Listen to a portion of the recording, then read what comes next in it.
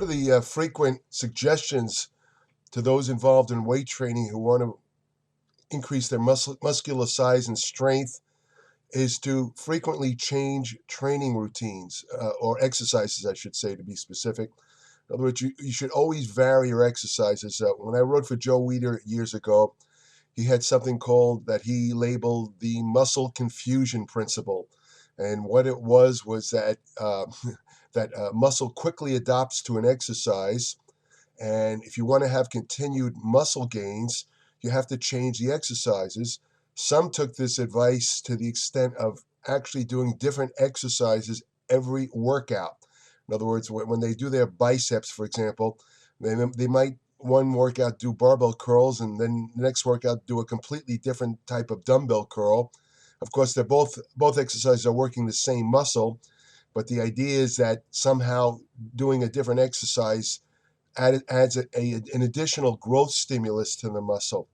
Uh, Now, I have to tell you, I've been involved in working out for a long time, and I've seen a lot of great bodybuilders train. I worked for bodybuilding magazines for many years, and I interviewed almost, I guess, thousands of bodybuilders, male and female. I watched them train. I discussed their workout routines, and generally speaking, the top bodybuilding champions that I've seen or interviewed over the years did not change their routines that frequently. They did change exercises and they might change, let's say, the number of sets and reps they did. They made certain changes for sure. But, the idea of changing exercises constantly, I never witnessed that. Two of the top bodybuilders that stand out in this respect are Arnold Schwarzenegger, who I witnessed in his heyday training at the original Gold's Gym in Venice. I watched this man train when he first came over from Europe, all the way through, let's say, late 70s. I was there watching him. I trained with him sometimes, and I can attest to the fact that no matter what you read in the magazines or on the web, Arnold did the same basic exercises the entire time. He changed very little. Another example, Ronnie Coleman, 8-time Mr. Olympia, probably the most gargantuan Mr. Olympia ever. Ronnie Coleman said once that when he was asked if he changes his workouts a lot, he said, "Why should I? Why should I change something that works?" Ronnie Coleman did the same exercises all the time. Yet both men, Arnold Schwarzenegger and Ronnie Coleman, continued to make progress. In the case of Arnold, a lot of it had to do with refining his physique. He had already developed a lot of his bulk as a younger guy in Europe. And when he came out of the United States, it was a question of refining that bulk through diet and exercise and getting that kind of cut look that wins contests.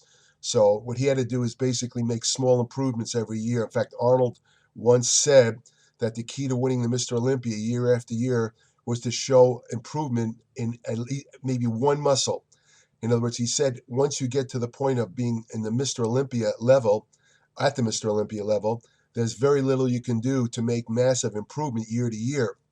But what you can do is focus on one muscle and kind of significantly improve it. And according to Arnold, the judges would notice this and somehow think your whole body improved. Obviously, it worked for him. The guy won the Olympia, I believe it's 7 times. So now getting back to this thing about changing the frequency of changing exercises, very interesting study was recently published in the Journal of Physiology. It's a very technical journal, and I'm going to tell you the results of the study, and you could decide whether this applies to you. What the study? Well, let me backtrack a little bit. In some of my videos, I've mentioned, and in my Applied Metabolics newsletter, I frequently mention that the cornerstone of muscular hypertrophy or muscle growth is increased muscle protein synthesis. And there's several things involved. Of course, exercise, amino acids, particularly the branched chain amino acids, and in particular, the branched chain amino acid leucine, which is the most important single amino acid for stimulating muscle protein synthesis. Anabolic steroids actually work by increasing muscle protein synthesis. So it's very important. Now you say, well, what does this have to do with the study? Okay, the study was looking at the various mechanisms that induce muscular hypertrophy, and they looked a little bit closer at the relationship between exercise and muscle protein synthesis. And what they found is very interesting, and you'll see how it connects to what I'm saying. What they found was that there's like two phases involved in the muscle protein synthesis in relation to muscular hypertrophy. You probably heard that when you work out, especially when you work out hard, you damage muscle fibers. You actually cause damage to the muscle fibers, particularly what they call the type 2 fast twitch fibers. And when you rest, your body compensates for the damage by increasing muscle protein synthesis 24 to 48 hours after the workout. This results in increased muscle protein deposition, which results, I'm kind of short, giving you the short version. It's a lot more technical than this. But the net result is that you have increased protein in the muscle, which winds up increasing the thickness of the muscle fibers. And we recognize that as increased muscle hypertrophy or growth, right? The key point, again, is that, there has to be a certain amount of muscle damage. If you work out and you just, let's say, go through the motions and you don't incur some muscle damage, there's nothing for the body to compensate for, and you can maintain your muscle size, but you're not going to make any gains. Right? Well, what this study found was very interesting. What this study found was the way it actually works is that there's a hierarchy as far as protein synthesis goes. What happens is when you work out and damage the muscle, for the first couple, let's say you're starting a new exercise, and you damage the muscle as you're supposed to do to induce muscle growth. It turns out for the first couple of weeks, almost all the protein you consume is used to repair the muscle. It's used for that process of repairing muscle damage to the fibers. Here's a key point. It's not used for muscle protein synthesis related to muscle growth. And it takes about 3 weeks on the average for this muscle damage process to the point where the body accommodates to it. So, after 3 weeks, if you're doing this, let's say the same exercise, your body now accommodates to it where the damage is much less. As the extent of muscle damage goes down, the protein you eat is now shifted to producing muscle protein synthesis in relation to growth. In other words, now the protein shifts. Instead of being used mainly, almost entirely to repair muscle damage, the protein is now used for growth. Of course, the key point here is this takes an average of 3 weeks for this to happen. Consider the implications of somebody who likes to change their exercises, let's say every other workout, or let's say every 3 workouts, something like that. You're never going to give the body the chance to. You're just going to stay in the repairing damage phase. You're not going to increase the actual muscle protein synthesis that induces growth. You have to do the same exercise at least 3 weeks. Now, there's another. Now, a lot of this has to do with how much training experience you have. Also, it's a pretty well-known fact. It's been known for many years that the more training experience you have, the less damage you incur to muscle. This is one reason why you look around. I mean, I'm sure a lot of people listening to this will attest to this. The more training experience you have, the harder it is to gain muscle. Beginners and people with, let's say, a year or so training, they gain muscle a lot faster than somebody with a couple of years of experience. And the reason is now we know is because of that muscle damage effect. And with experienced trainees, the muscle damage is much less, and as a consequence, they need a greater source of variety. So, my point being that if you're advanced, it is a good idea to change your exercises around to kind of like incur that muscle damage effect. I would say probably a minimal of 4 to 5 weeks. Let's say you do an exercise and you have more than a year or two of training experience, you probably, if you want to change it, wait about 4 to 5 weeks. If you have less training experience, you could actually wait a little longer than that. But in any case, keep in mind that it takes 3 weeks for this muscle damage effect to kind of recede. And once that happens, muscle protein synthesis related to muscle growth occurs.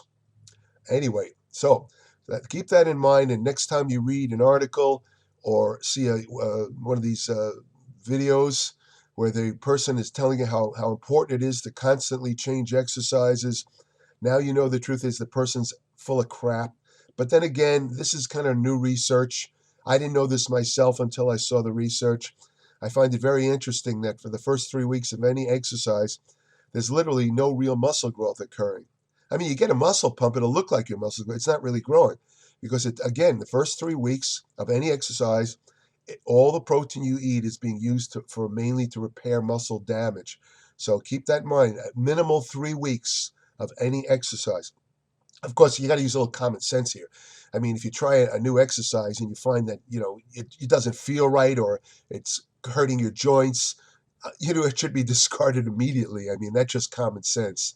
But I'm talking generally speaking. This is the kind of subject I cover in my Applied Metabolics newsletter, www.appliedmetabolics.com. I cover nutrition, supplementation, hormonal therapy, fat loss research, anti-aging research, all that stuff. And it's an in-depth 40 to 50 pages every month, no advertisements. I recently came across an incredible amount of new research that nobody is writing about. A lot of it's extremely technical, which explains why a lot of people aren't writing about it. But a lot of this is very practical and very useful. And I think that anybody who reads my newsletter will get a lot of education in this respect, and they will learn the truth. And I'm not trying to push anything in the newsletter. I'm not trying to sell you anything. So I strongly urge anybody who wants in-depth information to subscribe to my newsletter, www.appliedmetabolics.com. I will warn you, however, that if you're one of those people that has a 15-second attention span and kind of can't handle anything more than a 4-minute video, don't even bother to subscribe because I go very, very in depth. I explain all the mechanisms. It's all in plain English. I don't use a lot of technical terms, and if I have to, I explain it so you don't have to have a science background to understand what I write. I also include a lot of my own personal empirical experience, which was gleaned over 54 years of training, things I've learned in the gym. I could steer you into techniques that actually work for the majority of people who lift weights, and I could steer you away from both supplements and training systems that are pure garbage. So, as an example, in one of my upcoming articles, I'm going to have a huge feature on the CrossFit phenomenon, and I'm going to discuss whether this has any application to those interested in building muscle. I don't have really time in this video to explain what CrossFit. I'm sure a lot of you understand what it is, but I'm going to explain, for example, why it seems to have a high injury rate and things you can do to avoid that, the benefits and the pitfalls. So that's just one article, and there's like many more like that. So take care, and I'd like to wish everybody who's looking at this video have a great holiday. Enjoy your Christmas, and take care.